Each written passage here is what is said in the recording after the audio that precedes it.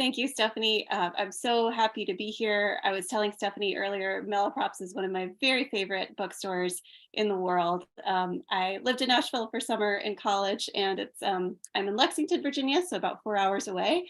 And it's my husband and I's favorite place to go for a weekend.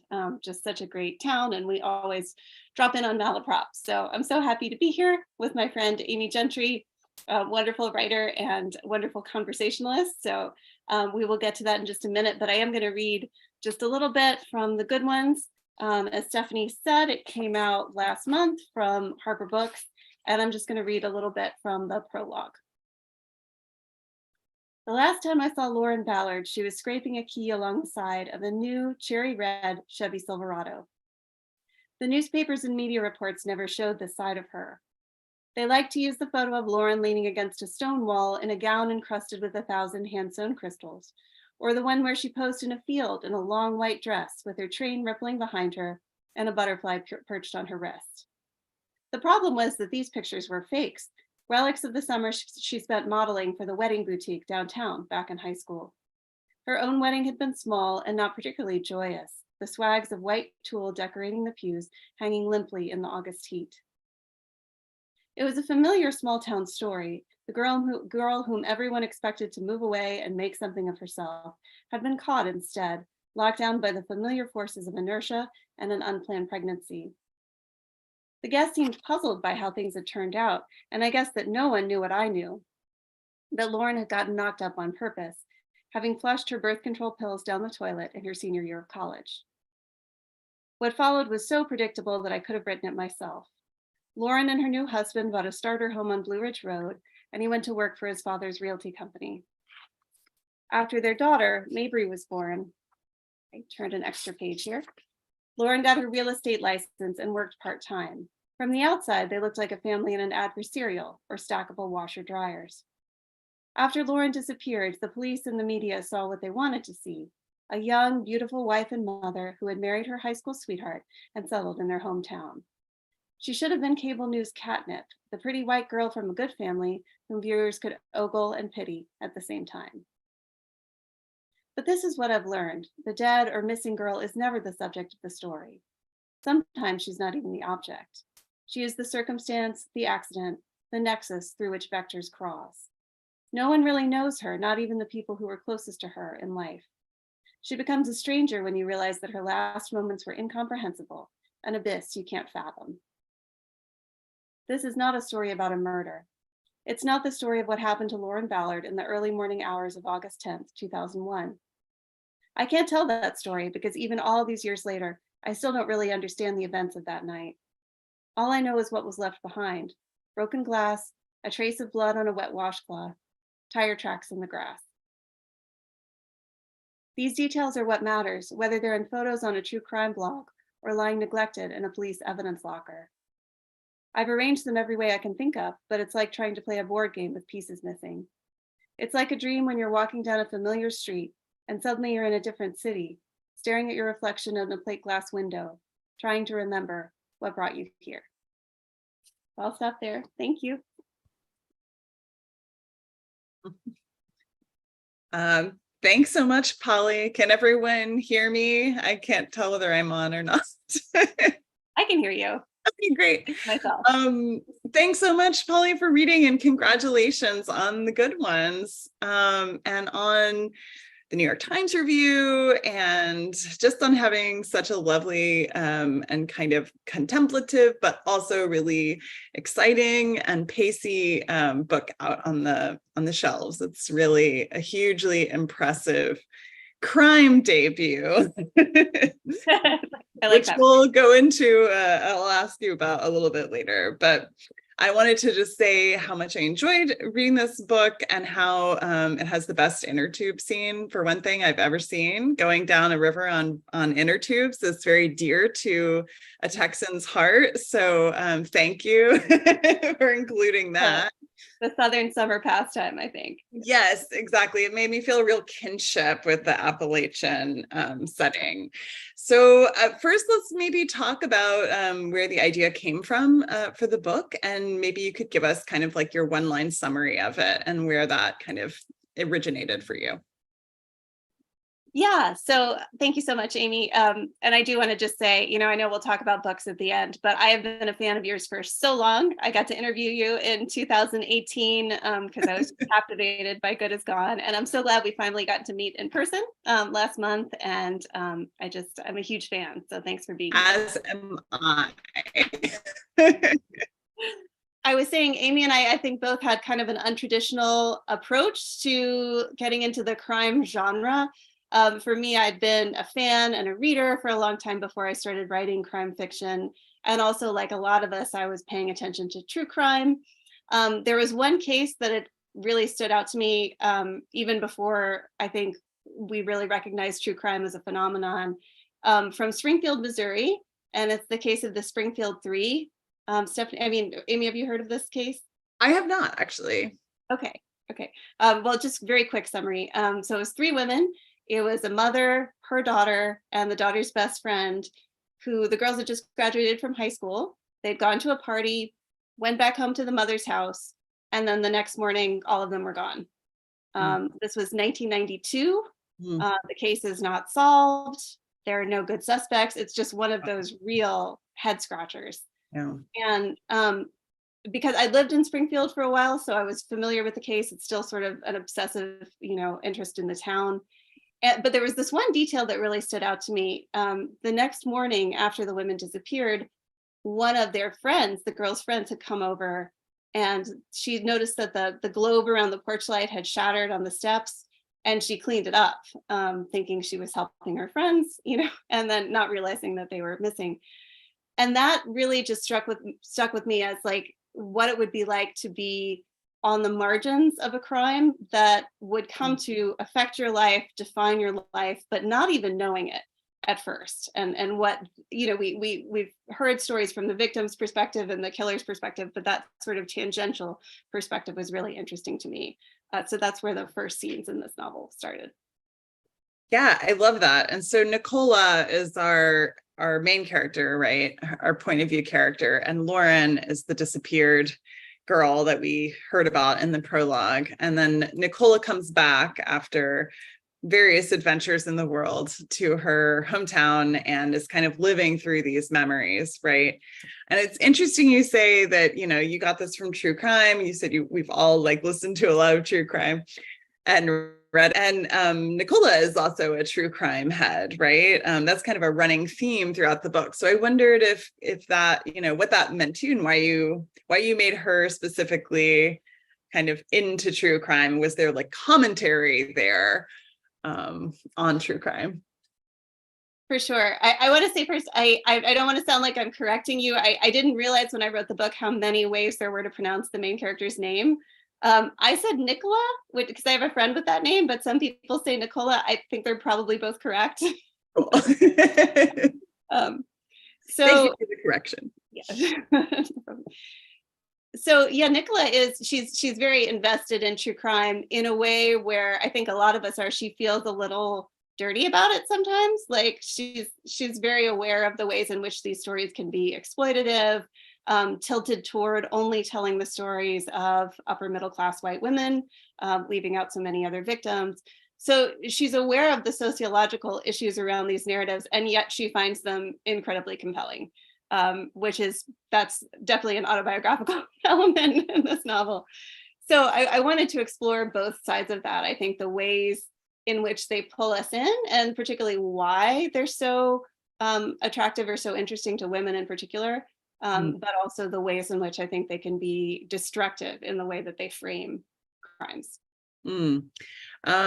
So you also set this story somewhere that you were very familiar with, right? And I wondered specifically, this is a small town in Appalachia, and I know you grew up in Virginia, right, in the Appalachian Mountains, but did you grow up in a similar place, like a small town? I mean, one of the most fun things about this book is that she comes back and like you get to hear her talking about all the high school and even elementary school friends that are like still there and what they're doing. There's something kind of satisfying about that. And I wondered if it reflected your experience. Yeah, there are some similarities. When I started the book, I'd been teaching in California, and then I got a job that was 2 hours from where I grew up. So I grew up in a small college town in the Blue Ridge Mountains, and I got a job in another small town in the Blue Ridge Mountains. So I moved home. Nicholas not very happy about coming home. I was extremely happy about it because I got to come back, where my family was, and I love this area. But I did experience some of those dynamics when you're seeing a lot of people you've known in the past. They have ideas about you based on that person you used to be that you may not match necessarily. I mean, the one that stands out to me, I was a goth in high school, which I know. Love it. But I mean, people see me now, I look like a soccer mom, and they're just like, what happened to you? Whereas I think it's perfectly natural to change in 30 years, but it is kind of a shocker sometimes. I love that new information about you. It's fantastic. Yeah. So yeah, you mentioned you are teaching, or you were moving around jobs, and now you're teaching Victorian Lit. Is that right? Yes, and creative writing. Yeah. And we, in fact, when we first spoke, these many years ago, when you were doing the Craft of Crime interview, we kind of connected on this like PhD thing and the Victorian Lit thing. And that was one of the most like fun conversations I remember having at that time. Okay. And I wondered, naturally, now that I'm seeing this novel come out for you, what kind of influence it had on you? And is there some of that in your book? Yes, I loved, I see that in your work so much after we talked about it. And I was so happy that we get to do a conversation together, because that's not obviously an interest that everybody has, especially in genre or period. So yeah, I mean, I teach a Brit Lit survey, and I teach the Victorian novel fairly often. And so I'm just kind of obsessed with those books on a daily basis. And there's no way they could not get into my head. Jane Eyre is the big sort of influence on the good ones, I think, both in sort of its narrative structure, in some of the questions it asks. To me, it's a very troubling book in a lot of ways. And I'm very happy when my students seem to react to it that way. I really thought it was a love story when I read it for the first time, and they see through that before I did. So I wanted to play with some of those themes, but I mean, it's just, I think Middlemarch is the other one that I don't think anyone would see that in the good ones, but I think about it on a daily basis. I can actually see it. It's got the small town, the community. Yeah, I can see it. Yeah. And no one's better at George Eliot than kind of picking out those relationships about how people are intertwined, whether they like it or not. So yeah, and this might be a silly observation, but I feel like your writing does have like some of that grain and texture that we love so much in Eliot. It's not from an omniscient perspective, but you have this way of picking out these great details. And I'm trying to think of one, but I mean, I had the phrase I have written down is meat jewelry, which is phrase I have never heard before. Did you make that up? I think so. Yeah. It's like someone's arm is around someone's neck, like in a kind of performative way. Yes. And I thought that was so, I don't know, it was just like funny. It was apt, and it would like describe something really precise and specific. And I think Eliot would be proud of meat jewelry. So. Oh, that is the best compliment I've literally ever gotten. This has made my week. Thank you. Well, yeah, so I don't want to give away anything about the ending, but I'm just so hearing that Jane Eyre was an influence is like, if you know, you know. So like, as they say, that's like fascinating to me. Yeah, I was wondering too about the title. And kind of how it relates to the characters. So we talked a little bit about it's, kind of at its core, it's about the relationship between Nicola and Lauren, the disappeared girl. And this was a very troubled relationship. Can you kind of maybe characterize that relationship a little bit and talk about, what it meant for you, and maybe how it's reflected in the title or not reflected in the title? Sure. Yeah. Lauren and Nicola, I mean, people have called it a toxic relationship. I think for most of their lives, it's something short of that. Lauren is, she's very popular in school. She has a lot of power in their social circle, and Nicola is attracted to that and also somewhat repelled by that. Like I think a lot of us are in high school with those kinds of people. Um, I mean, I think that at the heart of it for me, and this is something I've experienced, is because they've known each other their whole lives, they're kind of both constantly looking to the other one for approval. And, is my life okay? Am I making the right choices? Nicola doesn't really realize that Lauren sees her that way, but it's very symbiotic. And that can be a beautiful thing in girls' friendships, or I think it can be a very destructive thing.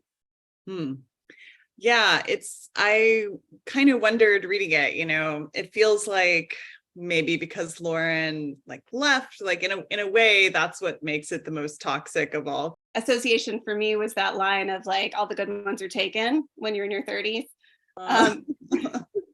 So I was thinking of the two male characters in the novel who very much think of themselves as the good ones and are maybe not, spoiler alert, as good as they think they are.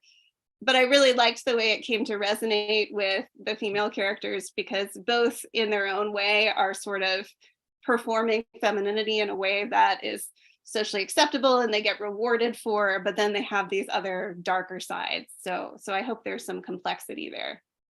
Yeah, there is. I like that kind of it's structured around this, I guess, quadrangle or something, square of of these two, best friends, and then these two, Warren and Sean, are brothers, the two men you're talking about. And there's the romantic relationships are somewhat entangled. And yeah, I feel like if maybe Lauren and Nicola are representing two ways of being feminine, Nicola is more passive and smiley on the outside anyway, and Lauren is flashy and such. And maybe Sean and Warren are also representing kind of two sides of masculinity. It's kind of it feels like that's all in the book, and it plays out in really interesting ways. So thank you. Yeah, it's funny. I have his permission to say this, but audiences always look at me funny when I say it, that all the good parts of Warren are based on my husband. Warren has some negative sides to him too, but my husband very much grew up in an atmosphere of Southern privilege. And I think when you come from that kind of background, you can choose to exploit it, or you can question it and challenge it and, sort of look beyond that. So Warren very much is very happy being kind of a golden boy and settling in that. But yeah, for better or for worse. Yeah, but I felt like the characters are all pretty complex, and it doesn't surprise me that you would take, first of all, I feel like I've done that too, but you have to find a way to weave complex characters together, if they're not going to be cardboard cutouts. And I think we all draw from what we know best. So yeah, it doesn't surprise me at all that he would be partly based on someone you love. So yeah, well, one thing I wanted to ask you about is this is a debut that's not a debut, right? Because you have another book called Wild Girls, but it's a debut in a new genre. So I wondered, first of all, kind of what has been different about this process for you, and what the path between those two books looked like. Were you conscious of growing or changing? What did you add or strip away when you wrote this different genre? Yeah, that's a great question. So my first book came out when I was about 30. And I think I was just super naive. I didn't know anything about the industry. I was so happy, to sell a book, and loved my editor. And things just didn't turn out that well, not through any fault of mine or hers, but some books just don't set the world on fire, and that was one of them. So for me at the time, I kind of blamed myself, or I thought I should have done something differently. And it was a very hard time, right after that. And I wrote two books after that didn't sell. I'm still with the same agent who is amazing, and she really worked hard for me. Mm. But by the time I started The Good Ones in fall of 2018, and I was thinking, well, that's it for my career. I'm not going to have the career that I wanted to have as a novelist. Mm. And I was a single parent. I was working full time. My writing time was very early in the morning, so I just thought, I'm just going to write something that is so fun that I want to get up and work on it every morning. And that was going to be a crime novel, because that's what I was really enjoying the most. Mm. So I think it was dumb luck. I ended up writing a book that did, have a better reception, because I don't think I've changed as a writer, but I guess maybe got closer to the heart of what I've always wanted to do, and that I just had to kind of fully embrace, I think. Yeah, I've been thinking a lot lately, especially since the pandemic, about writing what you love and writing what's fun. I think a lot of people talk about writing as if it's this like anguish that and it can be that, obviously, like it's hard work. But I think the more I the more I have it as a practice in my life, the more I think readers can feel that joy coming out of the page and that fun. And I don't think your writing is beautiful. And I certainly don't think I'm shocked that you wrote it at 4 a.m. That's, but I think that in entertaining and waking yourself up, yeah, like the prose is just as deep and fluid, and yet it does have this like feeling to it. I think you can tell that it's a book of the heart. So yeah, may we all find and write the books of our hearts, no matter what they are. Yeah. Yeah. You said, and you were enjoying, oh, go ahead. Sorry. Oh, well, I was just going to say, life is short. The world is on fire. I just feel like I'm going to do something else, right? If I can't entertain myself with writing, and I don't want to poo-poo anyone else's practice, but for me, It's just it has to be fun. Yeah, absolutely. I just as like a sidebar, I remember during the pandemic, there was that rash of people who were tweeting, don't write about the pandemic. Writers, don't be tempted to write about this pandemic yet. It's too soon. You have to process it. And I was like, are you kidding? We might not even make it out of this. Whatever you want to. It's fine. Yeah. Process the trauma, man. Why not? Yeah, exactly. So you were reading a lot of crime novels when you wrote this, and I'm curious as to whether there were some that influenced you more than others. Yeah, I think at that time my reading was kind of random, because I was new to the genre. But I read all of Tana French, which I think, again, someone who's very influenced by Victorian writers and just is not afraid to do, a page-long description of a tree, which I love. Yeah. I remember reading Angie Kim's Miracle Creek at that time. Jessica Knowles' The Luckiest Girl Alive. Good is Gone, and I just kept kind of happening on all these books where I was like, this is amazing, and these are such good writers. And that's what I want to do, I think. Yeah, well, I'm going to ask you in a minute to describe your current project, but I also want to ask you, while we're talking shop about crime fiction, where are you seeing any kind of trends that you're excited about, or do you think that things are, what are the new things you're most excited about right now that are happening? That's a great question. I know Stephanie is going to ask us about book rec, so I don't want to step on that, but yeah. I love kind of, I guess people call them unconventional crime novels, ones that really have a deep focus on character and setting, and who use, I don't want to say a bait and switch, but there's a crime at the center. It's an engine of conflict, but then it's doing everything else that a literary novel would do, as well as, it's kind of, what did they say about Ginger Rogers? Doing everything backwards in high heels. That's a great analogy. I love it. Yeah. Well, so what are you working on? Is it another crime novel? It is. Yeah. So this one starts with the murder in the second chapter, but it's called The Felon's Ball. And it's about a woman who runs a yoga studio in a small town in Appalachia. But her family they're respectable now, but they've been into some sort of criminal activities in the past. And she's dating her father's best friend secretly, and then he gets murdered. And things go badly from there. Are you still in draft with it? Are you in revisions? When can we get excited about seeing? Hopefully soon. I wrote, my first drafts are like, I was just describing to someone, it's like, it's me talking to myself for 80,000 words, and it's just a hot mess. So I've done that. I'm on the second draft, which I think will be finished in August, and then, ready to get to the next step. So hopefully some news soon. Well, since you brought up a hot mess, I have to ask you, how much do you plot in advance? How much do you know in advance? Yeah, I'd love to ask you this question too. For the good ones, I was a total pantser, and for the audience, writers have these dumb terms, like a pantser is someone who flies by the seat of their pants, and a plotter plots everything out. So I really had no idea where I was going with the good ones, because I was just writing for fun. I cannot stand to do it that way again, because I'm a control freak.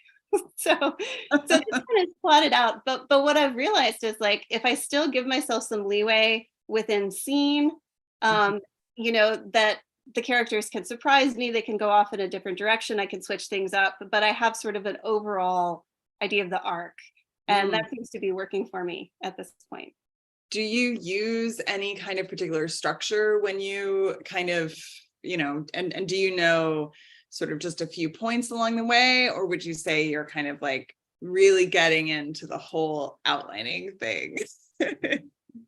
Yeah, I mean, that first draft is like, it'll be like parts of dialogue, and then it'll be like, I think this should happen, or maybe they should go here. And so there's some parts that I'm keeping, and then there's some things I'm completely throwing out.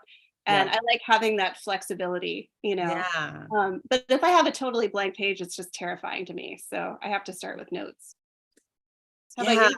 I am still searching for the way to, I don't think I'll ever be an outliner. I can't outline, but I have internalized like the 3-act structure enough that I kind of look for, I have the scenes in my head, and then I kind of classify like where they might go along the road.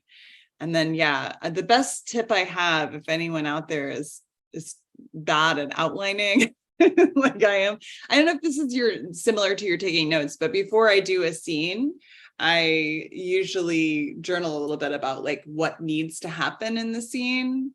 So I'm just like, she somehow has to get over here, and then they have to do these 3 things in their conversation because last scene they did this, and I'm like writing it all out.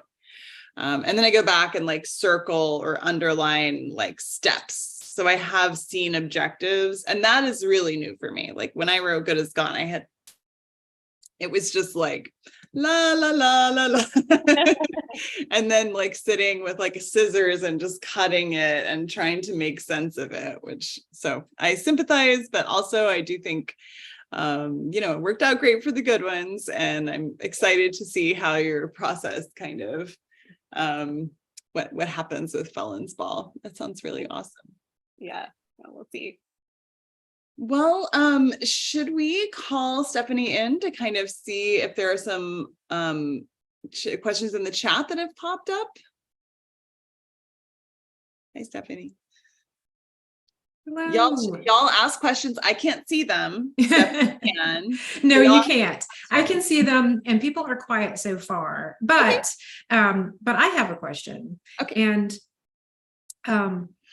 Polly, Amy asked you about, writing in different genres. And so I'm curious then about if you're thinking, and actually this question is for you as well, Amy, because you've also written in multiple genres. So I'm curious about what your thinking is about even other genres beyond that. Where else what other kinds of things have you written that maybe haven't gotten published, and do you see yourself putting more things out there that spread out even further from where you've been already? So I wonder if Amy could answer that first, because I know you've been working on a project that's very different, and I'd love to hear about it. Do you know, I'm actually working on 3 projects that are very different. I've never done this before, but again, the pandemic happened. I went a little crazy and was like, why don't I just write whatever the heck I want to for once? Which is harder to do than you would think. Once you kind of have a book contract and you're in a genre, there is a lot of pressure to stay in that genre so that audiences will know what to expect. They know what your name means. It's like a brand.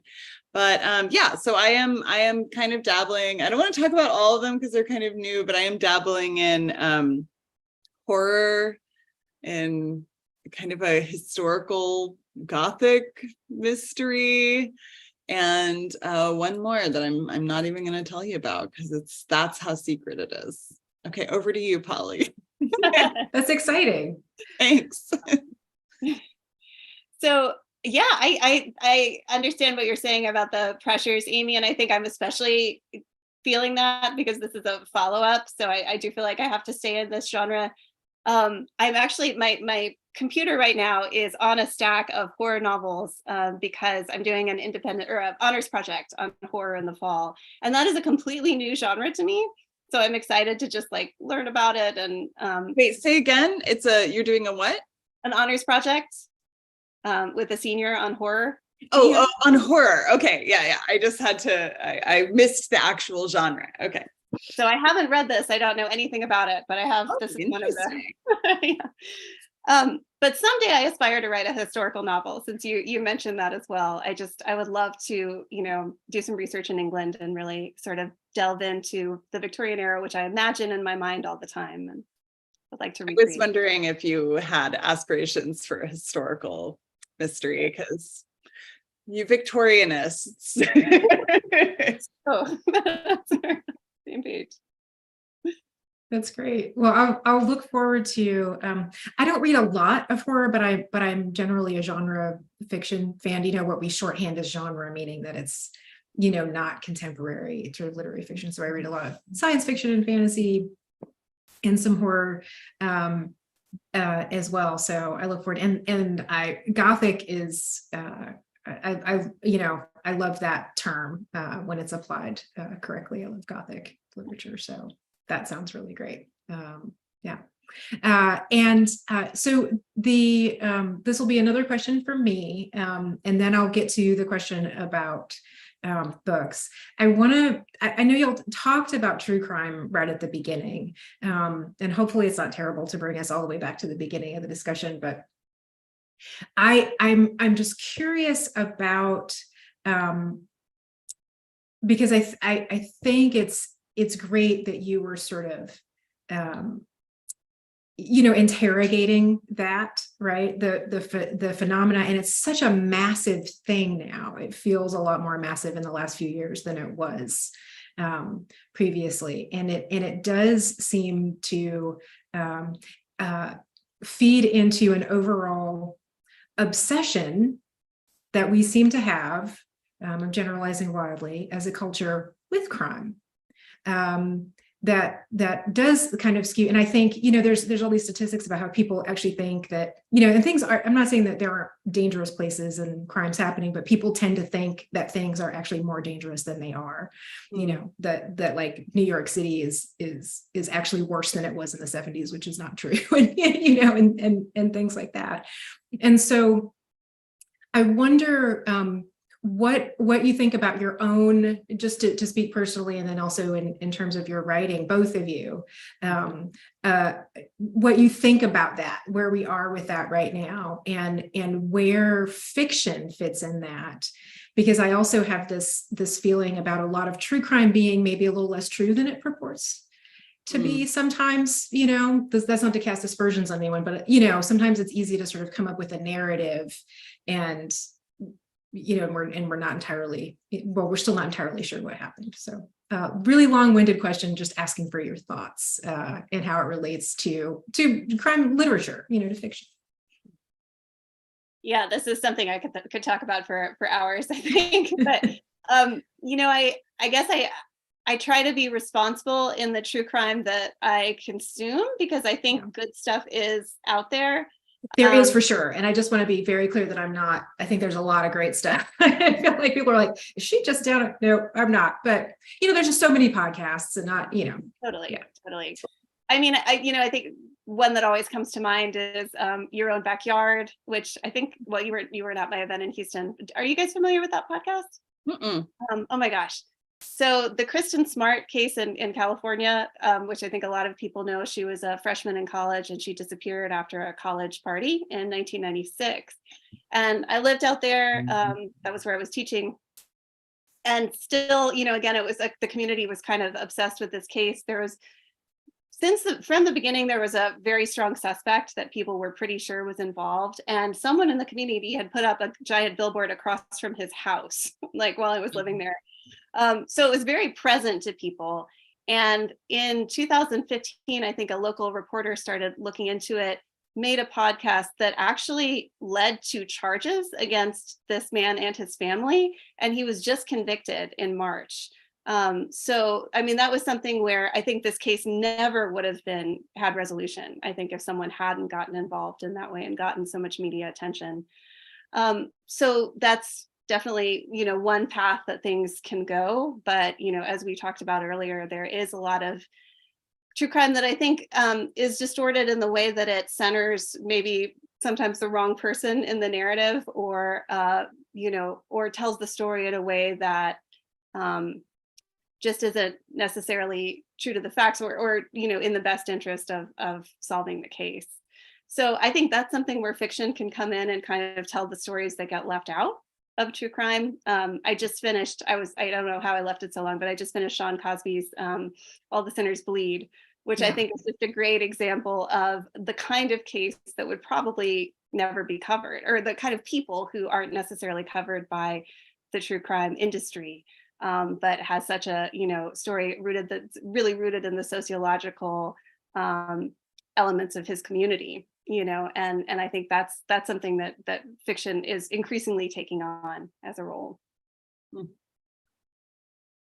That is such a brilliant answer, and I wish I could add to it, but I am one of those weird crime writers who I don't really consume true crime. I have, I'm not saying I'm like above it. I have, but when I get too deeply into it, it does disturb me too much. And I don't like, I don't know. I don't have a stomach for it, which is a very strange thing when you write about, but maybe that's one reason I kind of want to explore a lot of different genres. Because I think ultimately when I have to sit too long with things that really happen to people, I find that I just can't sit with it for too long, or else I start feeling kind of like, horrible. So then I go write about a monster killing everyone, which could never happen, So I actually feel better about that. It's like escapism to me. But I like what you're saying about the perspectives that fiction can offer. And I definitely think that is happening now. And that's been a really positive trend in crime fiction. And I'm all for it. I think it's totally acceptable to skip it too, I'm not saying I've never listened to anything. The ones that are about murders, actually, serial killers really bother me. I don't like listening to that. And so I'll listen to like a scam narrative. I like a good scam. But yeah, less so with the murder. I can't believe I'm confessing this on. I think it's a great thing one thing I think about a lot, like I'm a total wuss about any stories about children. And, if they say at the beginning of the podcast, the story involves a child victim, I'll turn it off. Mm-hmm. And I remember I asked the writer Laura McHugh about it one time, that she has written some novels where terrible things happen to children. And I was like, it's sort of asking how do you find the strength to tell those stories, that are so hard to even imagine. And she said, well, this is real life. These are things that happen to people. And so, I mean, I have the same issue with there are some things that I just don't want to, I can't fill my mind with them, Yeah. but at the same time, people who are willing to go there, I respect that. I do too. It's funny, I just realized that I did actually base Good as Gone, or at least with Good as Gone was like partially inspired by the Elizabeth Smart case, Yeah. which is like a real true crime, like a classic true crime moment. And kind of before, the modern boom.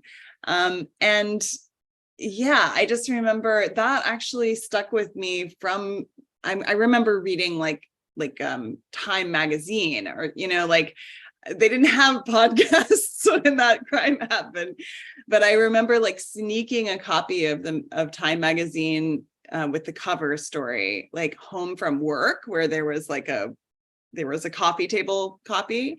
And I'm kind of embarrassed to say that my fascination with that case started because I was like in a relationship with a Mormon guy whose family lived in Utah. And I was just, all things that had to do with that kind of fascinated me. So yeah, I feel like even my attraction to true crime is always going to be highly suspect to me, because there's always going to be some like personal detail like that really hooks me in.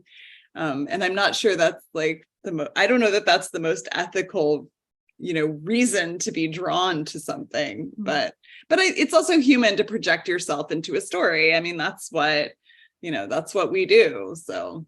And you're a fiction writer, so that's like literally your job. Yeah, I just kind of was like, I think actually I read something about this recently. I think that a lot of missing women and girls stories have this other thing going on that we don't talk about a whole lot, but that's just a figure for like extreme grief and separation. And, so many times these stories are told from the intimate perspective of a best friend, of a mother. And they often, when I wrote Good as Gone, I realized later that I was kind of going through a time with my own mom where like I didn't really feel seen by her. And the main character in that story is like a returned home missing girl. And the mom can't tell whether it's really her or not. So I feel like, sometimes there's this additional layer of resonance that we don't even think about when we're focused on like the real kind of, spark, the seed, as it were, of the story. But, that's why we get to be fiction writers. Nobody's fact checking us. So I have to think about that. That's interesting. Yeah. It was great to hear both of you talk about that. Thank you so much. I'm sorry that the Great question was so question. rambling, but it worked. Really, it worked really out. good question. Yeah. Yeah. And Polly mentioned earlier that I was going to ask you about books. I'm going to do that now. And so you already gave a shout out to Sean Cosby, S.A. Cosby, who I'm also a fan of. And so I put all the Sinners Bleed in the chat already. And yeah, so to both of you, if there's anything else that before we wrap up that you think folks should go ahead and add to their TBR piles. Amy, why don't we go with you? I have two that I thought of. One of them is fairly new. And in fact, I think it came out the same week, Polly, that yours did.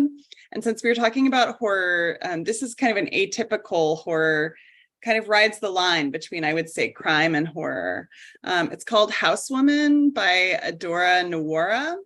This is a debut set in a Nigerian American community in Sugarland, Texas, which is just outside of Houston. It's a suburb that never gets written about, with a fascinating history. And this is about a kind of, it's about an immigrant experience that's very different than one you would have read about. And it's a very claustrophobic, it's great cover, claustrophobic and very intense read that just was like nothing else I've ever read. So I wanted to recommend that. I also loved, I think one of my favorite reads I've got, it was from the library, so I don't have it in front of me. It's called Chouette. Did you hear about this book? It's from several years ago. It's spelled CHOUETTE. Souette. So Chouette. Claire Oshinsky, I think, is the author. Oshetsky, I'm not sure. And this is another, I would call it horror adjacent, but it's really about motherhood. This woman has an owl baby, and it's about her kind of coming to grips with this and how the conflict it creates in her marriage, in her life, with her own body. It is a fascinating and beautifully written literary, again, I guess I would call it like surreal or absurd, but it has elements of like real horror in it because of this, like, she doesn't shy away from describing this owl baby's intense deal. So anyway, both of those, Chouette and Housewoman, I recommend. Polly? Oh, those are great recs. I remember I did hear about an owl baby book. I didn't know the title, but that sounds amazing. Great. So two of my favorites from the last 6 months. The first one is called The Tip Line. It's by Vanessa Cutie.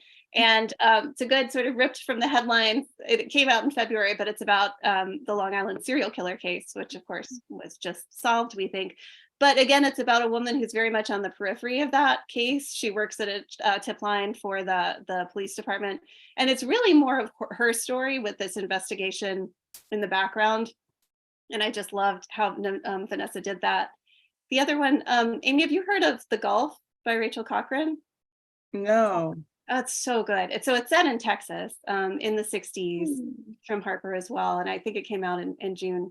But it's about a queer woman who is, she's sort of a working class, doing sort of odd jobs in her community. And she's working on a house for this sort of her substitute mother figure. And then this woman is killed. And she sort of, just out of her grief, wants to figure out what happened. So again, there's a crime at the center of both of them. There's a mystery, but it's really at the service of learning about these communities, about these people, and they're both just beautifully written. Oh, wow. Thank you for both of those, because I haven't heard of either of them. And obviously, the Gulf, being from Houston, I'm very excited about anything to do with the Gulf. And Tip Line, I've never heard of. I mean, what a great idea for a main character. Like, I'd never thought about it, but totally brilliant. That sounds cool. I'll check them out. Like both of those, yeah. Thank you both. Good recommendations for me too. And I'm always embarrassed, working in a bookstore when I haven't seen a book but there's a lot of books, y'all. Yeah. I didn't. So I'm surprised that I missed Chouette, because that's something that I would have drawn me in. And but I've also been working still part from home for a while, so that'll be my excuse. I'm sorry. Go ahead, Paula. Oh, I was just going to say, until I did this book tour, I didn't realize how many ARCs booksellers get, and it's just are drowning in them. So it's a lot. And it's a perk for sure, but it's also a little overwhelming, and sometimes things do get a little blurry, and you need. I can't imagine. Yeah. Well, thank you so much for everything you do, and I really hope if I'm up there, I really hope I get to visit you. It seems like please a do. Bookstore. Yeah, thank you. We then hope you come do visit too. me if you're in Asheville. I'm very I will. And also, while we're shouting out local bookstores, I got to shout out Bookwoman in Austin, Texas, and Book People. We have so many amazing independent bookstores that you couldn't like name them all, but I think Bookwoman is like especially close to my heart. So sometime if you feel like getting on Bookshop, supporting Austin, or just when you're passing through, drop in. It's one of the few remaining feminist bookstores in the United States. So that's awesome. Thank you for that. Yes, go to Bookwoman, y'all. If you're but first go to Malaprops. Well, I mean, if you're in Asheville, come to us. If you're in Austin, go to Bookwoman. Exactly. Yeah, but don't visit in the summer. It's too hot here. Oh my gosh. Right. Yeah. Stay cool. First and foremost, stay safe and stay cool. When you can so much, like Polly, again, I just want to congratulate you again. This is such a fabulous non-debut, but I'm just spreading the word. It's a great read. Y'all need to get it right away. Oh, thank you. And I just look forward to us trading books for many years to come. Absolutely. Thank you both so much. And thanks to y'all who have spent some time with us this evening, or if you're watching the video later, thank you for tuning in. We appreciate you. And again, stay safe and well and as cool as you can. And we look forward to seeing you again sometime soon. And good night in the meantime. Thanks, everybody.